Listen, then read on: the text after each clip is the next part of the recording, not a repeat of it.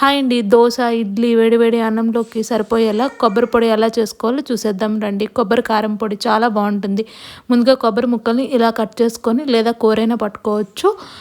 Cut చేసుకొని మిక్సీలో వేసుకొని 2-3 పల్సులు ఇస్తూ ఆపేసామంటే కొబ్బరి కూర రెడీ అవుతుంది. దాన్ని పక్కన పెట్టేసుకొని స్టవ్ ఆన్ చేసి ఒక 2 టేబుల్ స్పూన్ ఆయిల్ వేసుకొని 1 స్పూన్ పచ్చిశనగపప్పు, 1 స్పూన్ పచ్చిమిరపప్పు వేసేసుకొని 2 వేగిన తర్వాత 1 స్పూన్ ధనియాలు, 1/2 స్పూన్ జీలకర్ర వేసుకొని ఇవన్నిటిని వేగనివ్వాలి. ఇవి కొంచెం వేగిన తర్వాత 5-6 వెల్లుల్లి రెబ్బలు, ఎండుమిర్చి ఒక 10 వరకు వేసుకొని వీటన్నిటిని వేగించుకోవాలి. ఇవి కొంచెం వేగిన తర్వాత 4-5 కరివేపాకు రెబ్బలు కూడా వేసుకొని ఇవన్నిటిని బాగా వేగనివ్వాలి.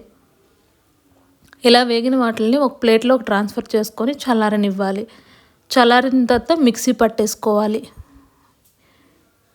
స్మూత్గా మిక్సీ పట్టేసుకోవాలి.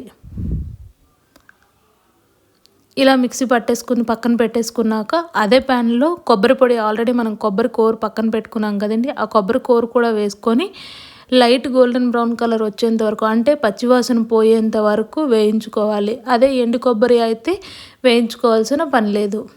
పచ్చి కొబ్బరి కాబట్టి పచ్చివాసన పోయేంత వరకు వేపుకొని మనం ఆల్రెడీ పొడి చేసి పక్కన పెట్టుకున్న మిరపకాయలు ఏదైతే ఉందో అది కూడా వేసేసుకొని బాగా మిక్స్ చేసుకొని టేస్ట్కి సరిపడా సాల్ట్ కూడా యాడ్ చేసుకొని ఒకసారి బాగా కలుపుకొని స్టవ్ ఆఫ్ చేసి చల్లారనివ్వాలి. ఇది బాగా చల్లారిన తర్వాత ఎయిర్ టైట్ కంటైనర్లో పెట్టుకుంటే 1 వీక్ వరకు స్టోర్ ఉంటుంది. ఎందుకంటే మనం లోపల ఉన్న తడి మొత్తం పోయేంత వరకు వేయించుకున్నాం కాబట్టి స్టోర్ ఉంటుంది. ఫ్రిడ్జ్లో పెట్టేసుకున్నా పర్లేదు, బయట ఉంచినా కూడా ఓకే.